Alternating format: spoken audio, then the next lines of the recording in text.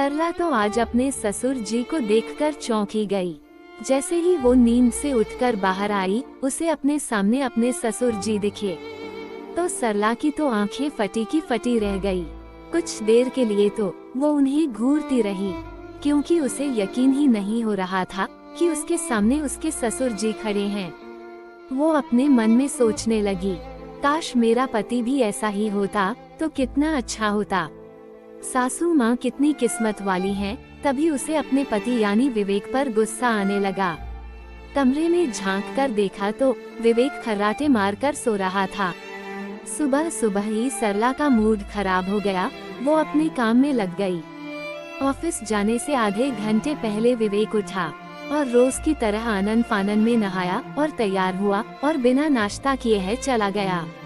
अब तो सरला ने विवेक को सबक सिखाने का ठान लिया। फिर उसने सोचा कि प्यार से समझाने का असर तो कभी हुआ नहीं, लेकिन अब ताने या गुस्से का भी कोई फायदा नहीं होने वाला।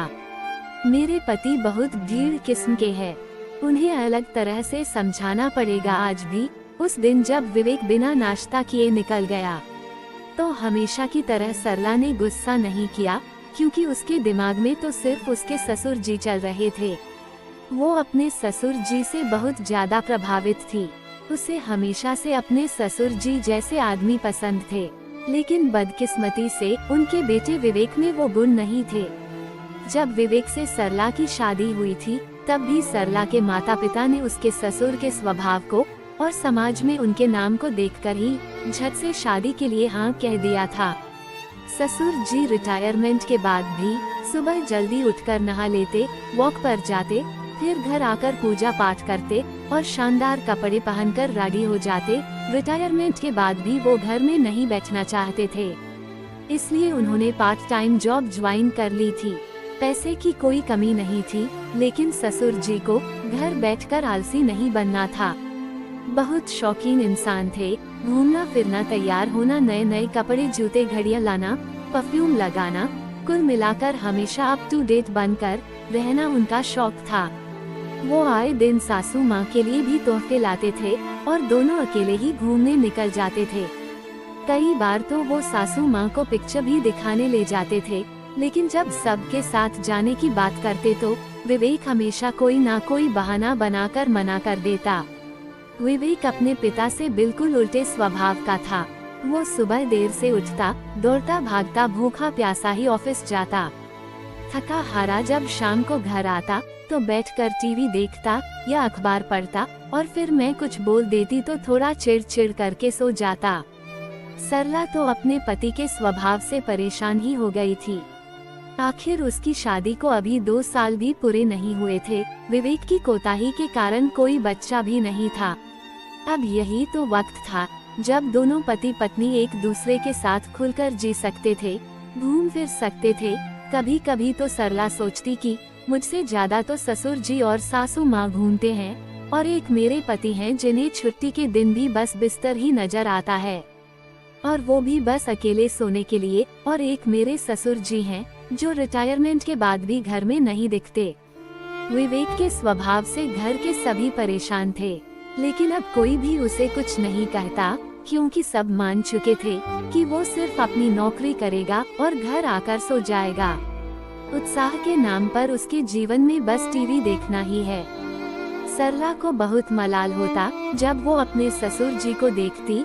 आज जब वो सुबह उठी तो उसने देखा कि ससुर जी तो एकदम जवान लड़के की तरह लग रहे थे। नए जूते, नया ट्रैक सूट और जैकेट पहनकर सुबह जल्दी दौड़ने के लिए तैयार हो चुके थे। वो चौंक गई कि मेरे पति से ज्यादा जवान तो मेरे ससुर जी लग रहे हैं। इस उम्र में भी ये इतने एक्टिव है, और एक मेरे पति है जो खर्राटे भर रहे हैं। उसे अपनी शादीशुदा जिंदगी उदास लगने लगी थी, क्योंकि विवेक में तो किसी चीज का कोई उत्साह ही नहीं था। और आखिर कब तक वो सिर्फ अपने सास ससुर के साथ घूमती। एक दिन उसे उदास देखकर ससुर जी ने खुद ही दोनों के लिए चाय बनाई।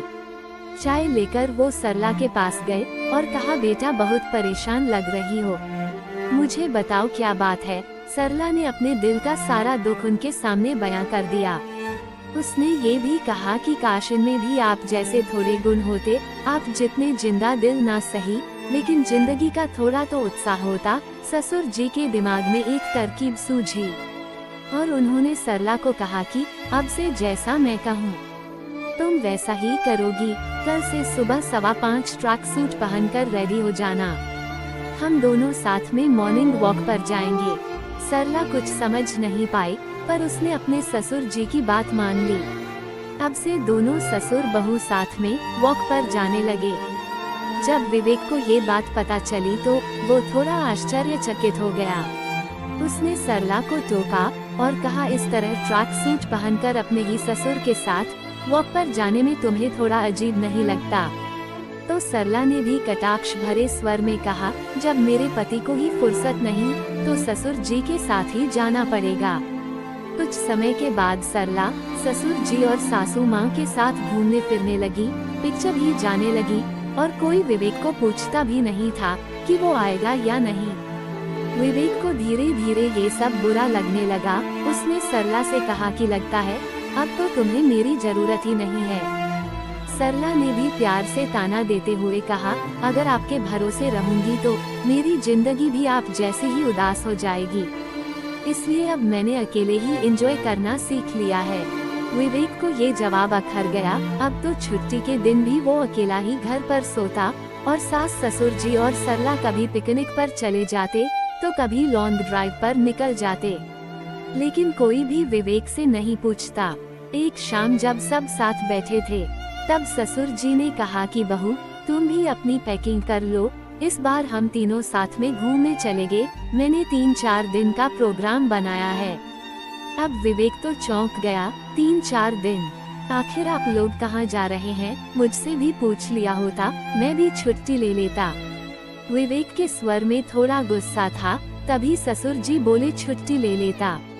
तुम शादी के इन 2 सालों में बहू को आज तक घुमाने नहीं लेकर गए। तुम क्या हमारे साथ चलोगे? रहने दो, तुम घर पर ही आराम करो। अब 3-4 दिन तुम आराम से नींद पूरी करना, वैसे भी घूमने फिरने में रखा ही क्या है। विवेक समझ गया कि वो कहाँ गलत था। उसमें जीवन को लेकर खास उमंग नहीं थी, लेकिन जब उसने अपनी पत्नी को उसके बिना एंजॉय करते देखा तो उसे झटका लगा और उसे एहसास हुआ कि अपनी पत्नी के साथ घूमना फिरना, एंजॉय करना, कभी कभी उसे यूं ही बाहर लेकर चले जाना शादीशुदा जिंदगी के लिए कितना जरूरी है। विवेक ने तुरंत अपने बॉस को फोन लगाया और कहा, सर मुझे कुछ दिनों की छुट्टी चाहिए। शादी के बाद पहली बार अपनी पत्नी को घूमने लेकर जा रहा हूँ। ये सुनकर सरला तो हक्की बक्की रह गई और ससुर बहू ने एक दूसरे की तरफ देखा और खुशी से झूम उठे।